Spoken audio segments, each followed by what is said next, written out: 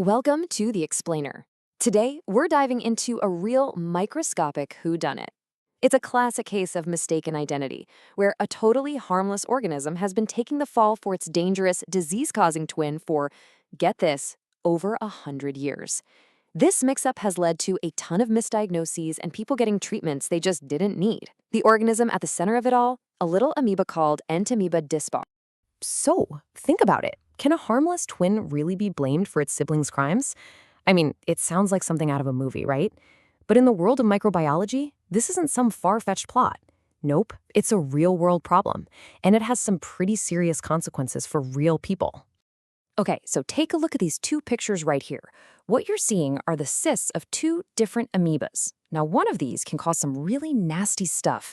We're talking severe, sometimes even fatal, dysentery and liver abscesses. The other one, it's just a harmless little guy, a commensal, just hanging out in your gut. So what's the big deal? Well, as you can probably tell, they look exactly the same. Under a microscope, they are identical. You literally can't tell them apart just by looking. And that right there sets the stage for our case of mistaken identity.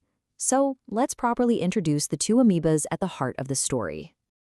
All right, so in one corner, we have the infamous troublemaker, Entamoeba histolytica, and in the other corner, its identical twin, Entamoeba dispar. You know, for the longest time, scientists thought these were the exact same species, but we know now they are totally distinct, genetically speaking.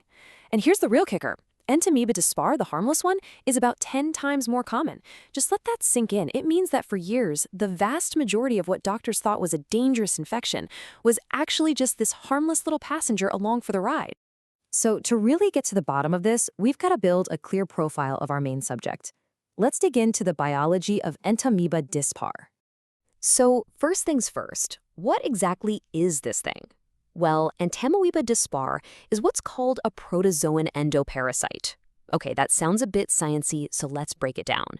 Protozoan just means it's a single-celled organism. It's not a multicellular animal like, say, a parasitic worm, that'd be a metazoan.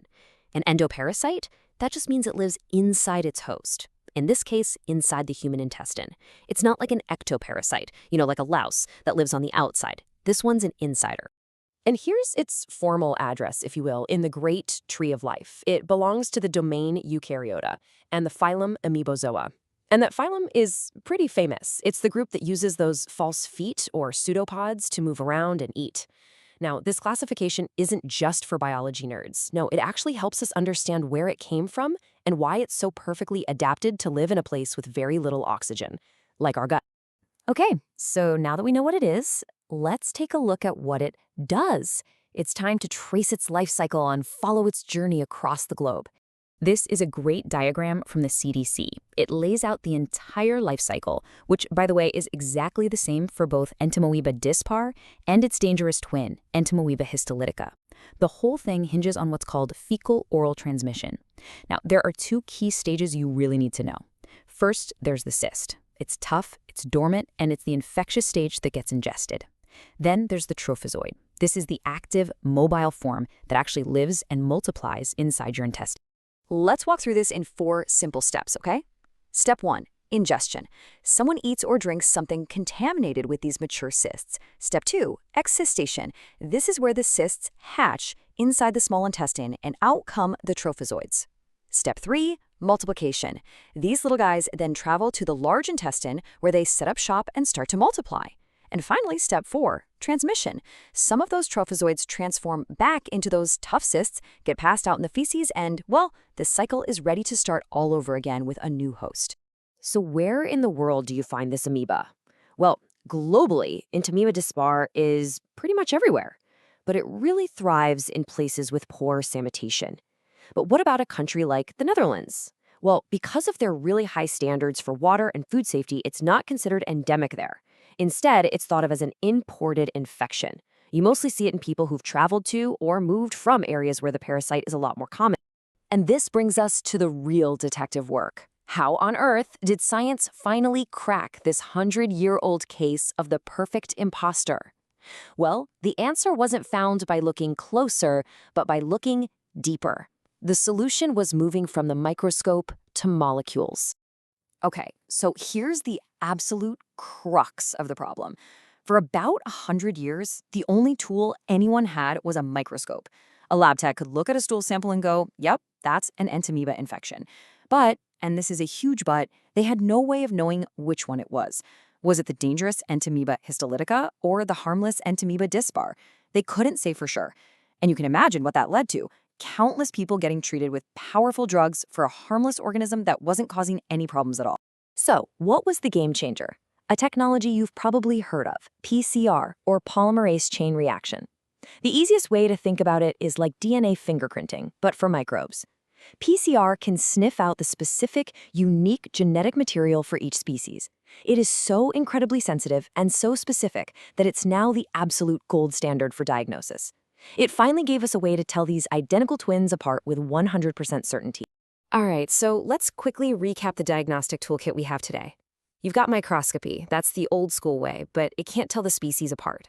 Then there are antigen tests, which look for parasite proteins in a stool sample, and these can be specific for the dangerous Entamoeba histolytica. Serology checks for antibodies in your blood, which is really only useful if the disease has become invasive. But at the end of the day, PCR is still the king. It's the gold standard for telling you exactly which species you're dealing with. And so, we arrive at the clinical climax of our story.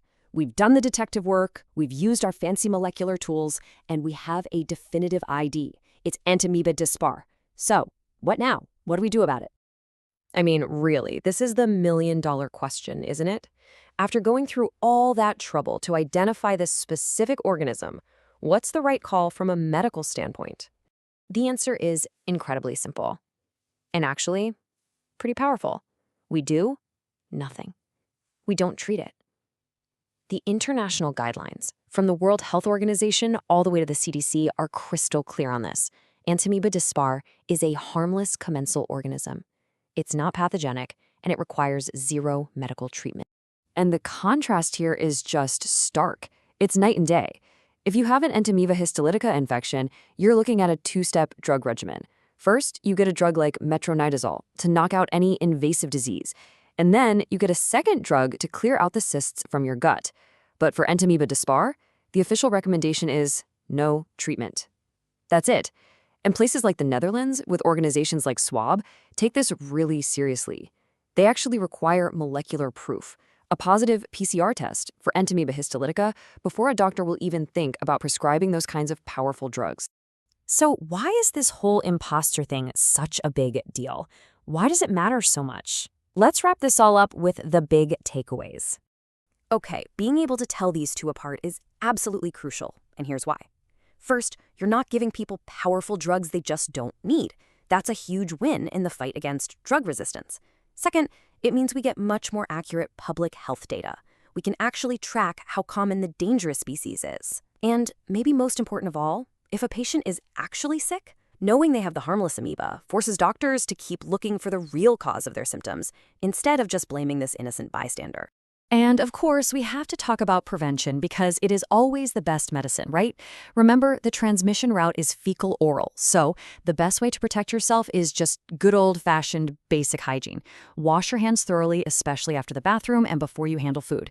Make sure you're drinking safe, treated water. And be sure to wash your fruits and vegetables really well. Simple stuff, but it makes a huge difference. Just so you know, all the information we put together for this explainer was compiled using a Gemini deep search. And if you're the kind of person who likes to go down the rabbit hole and check out the primary research, we've got you covered. You can find a complete list of all our sources in the Notebook LM document. We've linked it for you down in the description.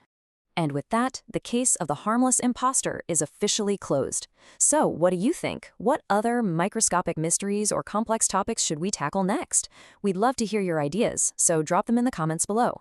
And hey, if you found this helpful, do us a favor and hit that subscribe button to join us here at The Explainer. Thanks so much for watching.